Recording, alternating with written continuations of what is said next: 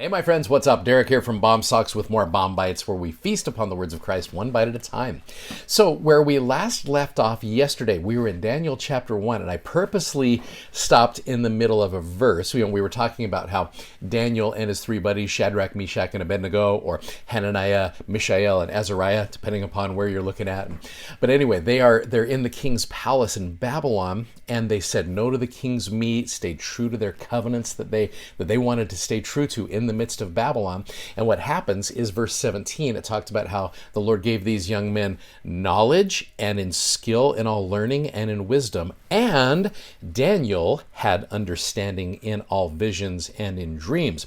In fact, in all matters, this is down in verse 20, in all matters of wisdom and understanding, King found them 10 times better than all the magicians and astrologers that were in his realm.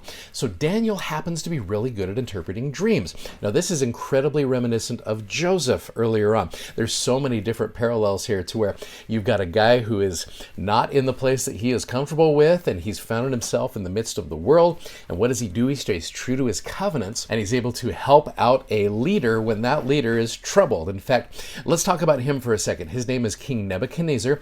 And the guy's crazy. Let's just put it out that he's impulsive. He's crazy. Many people say that he was just mentally ill in the way he dealt with people, especially. And you're going to see all of that through the rest of the book of Daniel. But you get into chapter 2, and Nebuchadnezzar is having dreams, wherewith his spirit was troubled and his sleep brake from him. So what he does, he calls in all of the magicians and astrologers, and he's trying to just say, you guys tell me what my dream was and the interpretation of it. And that would be great if you could do that. The astrologers and the magicians are like, why don't you tell us your dream and then we'll tell you the interpretation. He's like, you tell me the dream and the interpretation. And they try to hem-haw around about that to the point where he's just like, all right, let's just kill them all. Again, he's very impulsive in the way that he acted. And so Daniel gets wind of this, and he's just like, maybe I can help out this situation. In fact, you go down to verse number 17, it says, then Daniel went to his house, made the thing known to Hananiah, Mishael, and Azariah, his companions, that they would desire mercies of the God of heaven concerning this secret, meaning what King Nebuchadnezzar dreamed about, that Daniel and his fellows should not perish with the rest of the wise men in Babylon. They were at danger here. It's like, we're just going to kill them all. And Daniel's like, perhaps I can help. Verse 19, then was the secret revealed unto Daniel in a night vision, and then Daniel blessed the God of heaven. So Daniel is able to be let into King Nebuchadnezzar's court.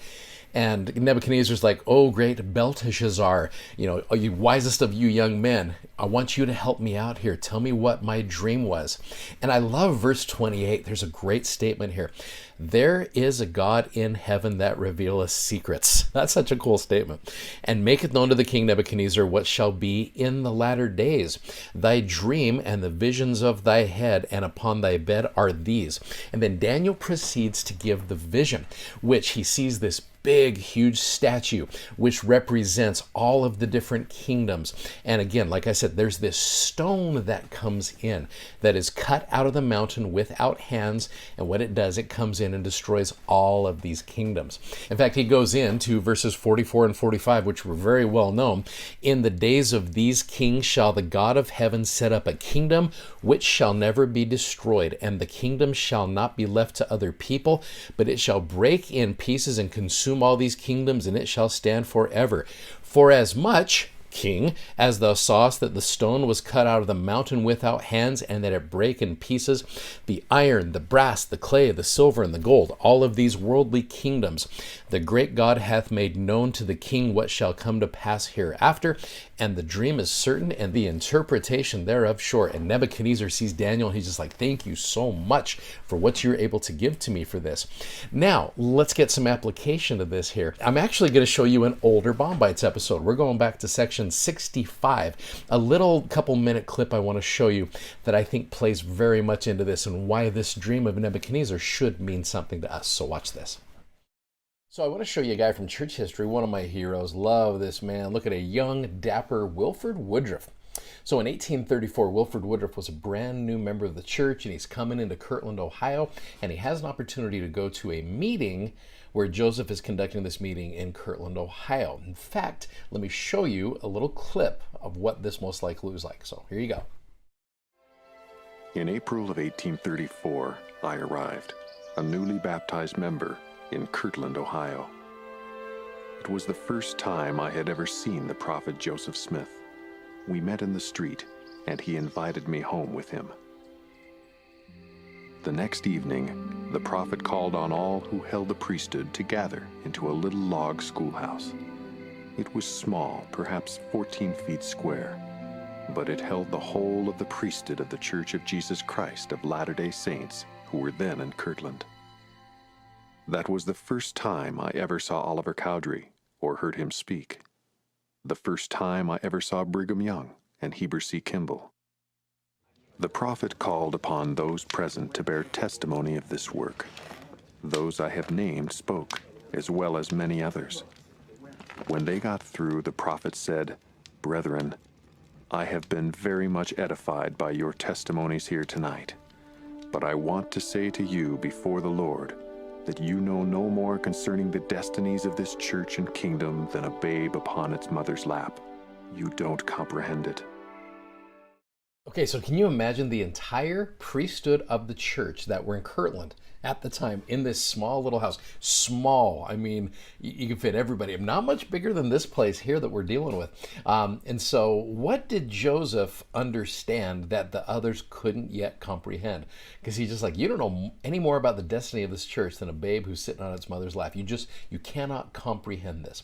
Well, go to section 65, verse number 2. In fact, this entire section, all 6 verses, is amazing. So verse number 2, the keys of the kingdom of God are committed unto man on the earth, and from thence shall the gospel roll forth unto the ends of the earth, as the stone which is cut out of the mountain without hands.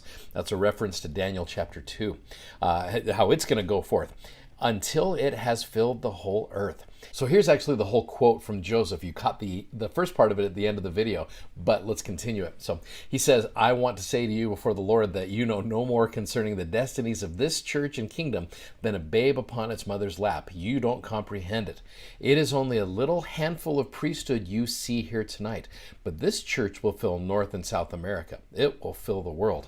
I can only imagine as these guys are all sitting there in this small little log cabin going, "Oh, really? Okay, North and South America. Wow." And then some, right? I mean, can you imagine these guys seeing the Church of Jesus Christ of Latter-day Saints, over 16 million strong? I mean, that to me, I can see how they wouldn't be able to comprehend that. Now, the cool thing about all of that is you and I get an opportunity to be a part of this great kingdom, this stone cut out of the mountains. Gordon B. Hinckley loved calling the Church of Jesus Christ of Latter-day Saints the stone that was cut out of the mountains. If you go over to Daniel chapter 7, it's a crazy, freaky dream. In fact, most of the rest of Daniel after about chapter 7, a lot of prophetic visions from Daniel. Chapter heading, Daniel sees 4 beasts represented as the kingdoms of men. He sees the Ancient of Days, which is Adam, to whom the Son of Man, Jesus Christ, will come.